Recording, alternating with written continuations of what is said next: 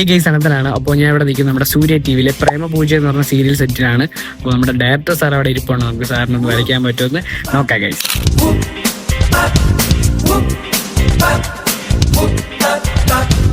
തീപ്പൊരി പമ്പരം പരത്തിവിടാം, ഇടിവെട്ടും അമിട്ടിനു തിരികൊളുത്താം, വെടിപട കുതിരയെ പിടിച്ചു കിട്ടാം, പടവെട്ടി പകിടകൾ അടിച്ചെടുക്കാം.